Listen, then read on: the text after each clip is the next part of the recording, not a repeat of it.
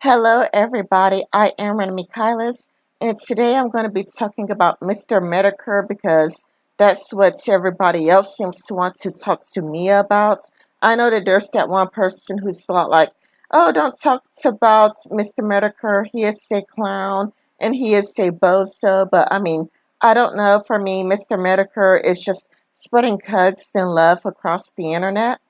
But for me, I have no real problem with Mr. Metokur targeting the skeptics. Now, I'm just going to address some things before I get to why I don't care that Mr. Metokur is targeting the skeptics. Now, I know that I have some skeptic followers, or some friends in the skeptic community that are going to feel inclined to personalize it. It's kind of like hashtag not all. It's like, or do you mean me? Or I'm not like that. When really, I mean, there. Okay, me and Dark Con, or the Dark Conservatarian, were talking about this in the Strike Force. You do know that the skeptic community is like pretty much divided, don't you? You got the mainstream skeptics like Sargon, Blair White. These are the skeptics with the big, huge names, and then you have, like, I don't know, the smaller, you had fans too, like, you had the small time skeptics, you had the fans. When Mr. Metokur says that he's going to go after the skeptics, I have a feeling that he means Sargon, V, and whatnot. I don't think he's going to spend too much time with, people with 2,000 subscribers or less, because he probably never heard of you and he probably doesn't know that you exist. So it's kind of like, even though he's going to go after the skeptics, more likely than not, he's going to go after Sargon of Akkad, V, whatnot. It's unlikely that, I mean, if you have 5,000 subscribers or less, he probably never heard of you, never seen you before. So there's no reason for you to feel personally attacked when he probably doesn't know you exist. Another problem, and this is what I hear all the time. I heard it from the quartering. I heard it from some black guy. Like, I don't consider myself a skeptic. I don't label myself a skeptic. Okay, here's the problem. Skeptic is a genre. When people say skeptic, they are talking about people who criticize feminists. That is how outsiders label you. Kind of like this. Did you know that Tim Blake doesn't consider himself an SJW? Christy Winters probably don't view herself as an SJW. Christiosity, Rentsy feminists, they don't consider themselves SJWs. That is what you label people who talk about feminism. That's not how they label themselves. And just like there are people who get called alt-rights that don't view themselves as alt-rights. Like, you would go, you're alt-right. But they're like, no, I'm not alt-rights. I'm a race realist. Me and the alt-rights are different. But you don't care what people label themselves. And skeptic is if you criticize feminism. So, have you ever criticized feminists before? Have you ever said you were an SJW? Have you ever described feminism as being a cancer? Then congratulations, you are a skeptic. And, for those of you who wondered how it got its name, it's because of the Christian atheist culture war.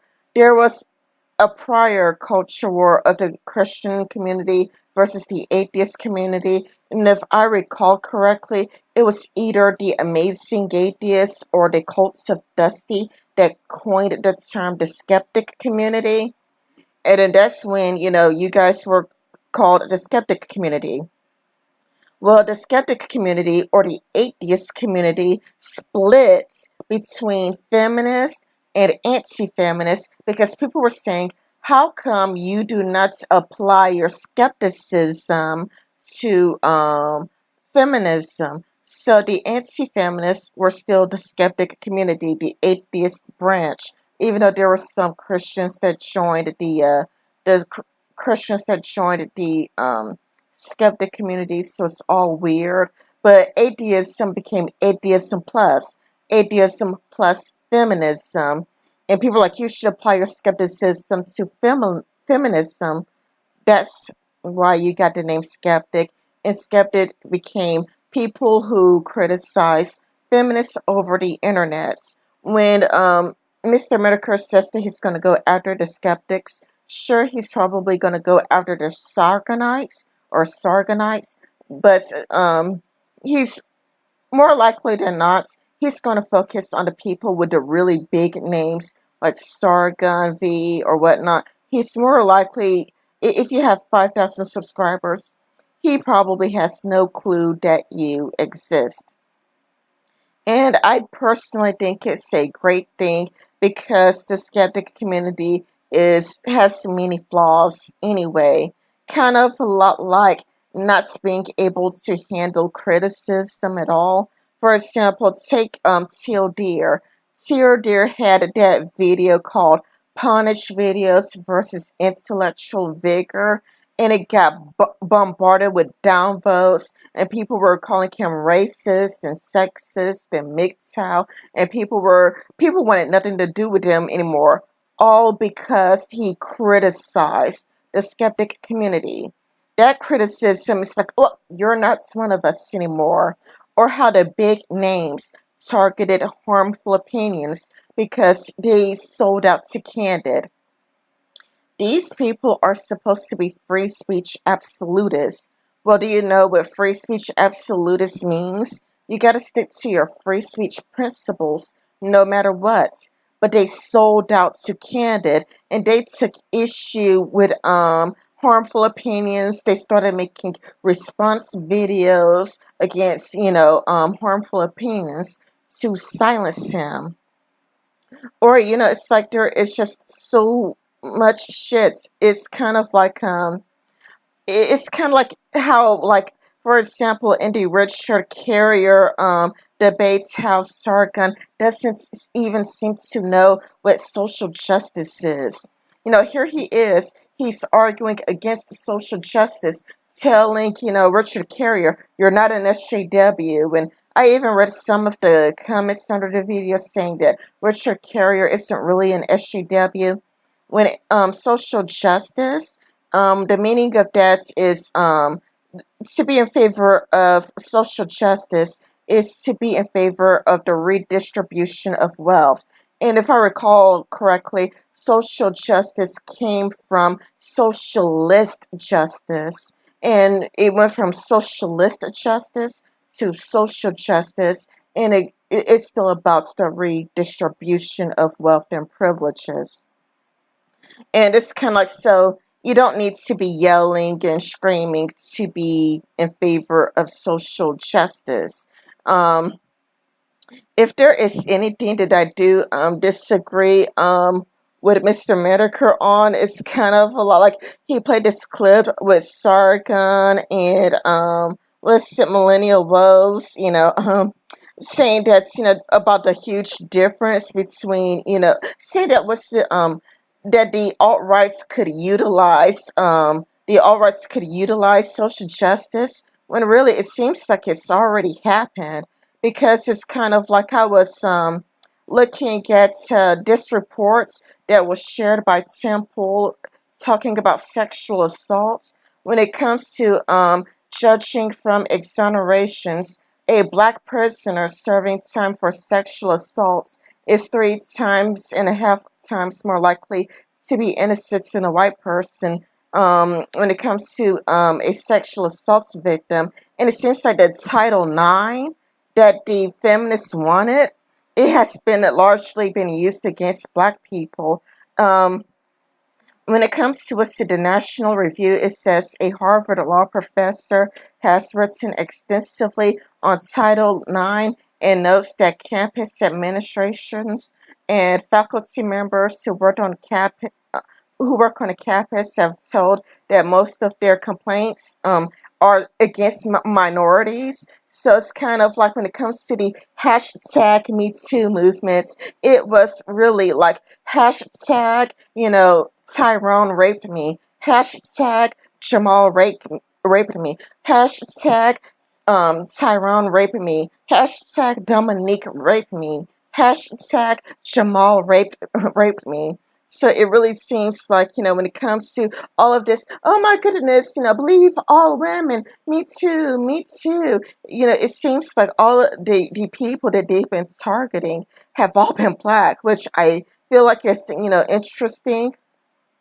It's kind of a lot like how feminists would say things like, give men a 9 p.m. curfew, ignoring that would imply, black men, trans men, gay men, So it's kind of a lot like it almost, given that like the people that have been disproportionately targeted by Me Too and Believe All Women have all been black. So it's kind of like when they say believe all women, they're like, believe all women, Tyrone is a rapist. Me too. Jamal is a rapist.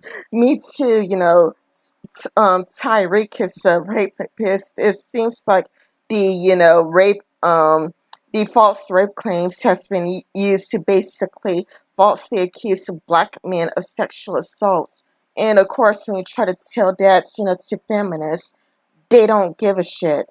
They don't really care that, the Me Too movements and the Believe All Women movements would disproportionately put innocent black men to jail because they don't give a shit about men. Well, they don't get, like, if you don't give a shit about all men, that would include black men as well.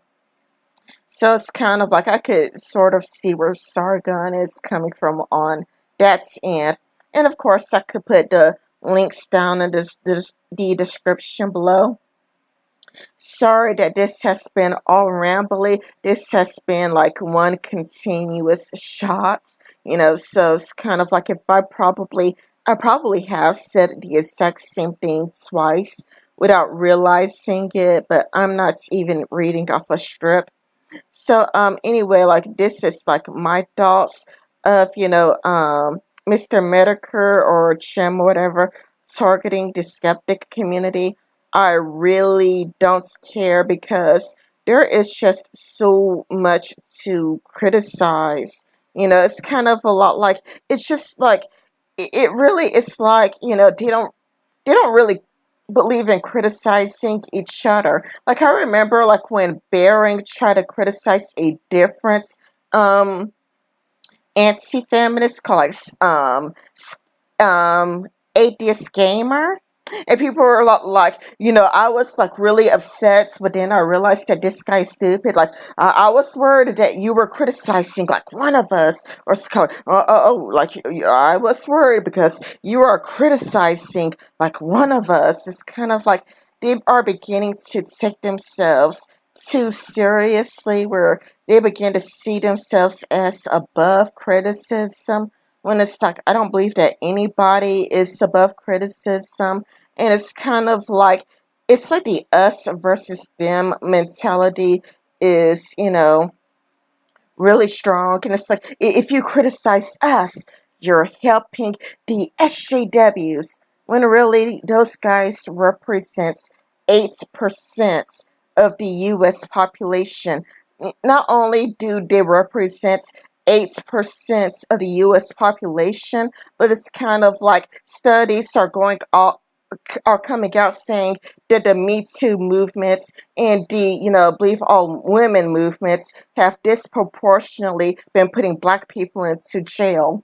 So it's kind of like they're, I'm an intersectional feminist and I care about black people. It's kind of like even black people are getting sick and tired of it. They are going downhill anyway. So it's kind of like if they're going downhill anyway, what's good is the skeptic community at this point of time when everybody is tired of feminism. I mean, at this point, I mean, it's kind of like you're seeing more and more articles are coming out criticizing the left. Like I saw like I read an article from the Daily Mail saying that like there is a transgender guy who views himself as a trans dog, and there is a video clip of him um crawling around in all fours, wagging his fake tail. It's kind of like, more and more, it's kind of like, or ABC would say that it regrets getting rid of Roseanne, and that it was foolish of them to just listen to people who yell and scream a lot over the internet. There is a um you know, it seems like things are being undone, basically. It seems like more and more people are getting tired of social justice. It seems like the mainstream are starting to talk about them. You see people like Ben Shapiro talk about them. You see them being talked about on Fox News with Tucker Carlson. It seems like the anti-feminist community or the skeptic community is becoming obsolete. It's pretty much no longer really necessary. So it's kind of a lot like, you know, beating a dead horse at this point. Anyway, this has been Marina Michaelis. I mean, if you like this video, give it a thumbs up. If you dislike this video, give it a thumbs down. Like, comment, and subscribe, or, unsubscribe. I really don't care. Thank you for watching. Bye-bye.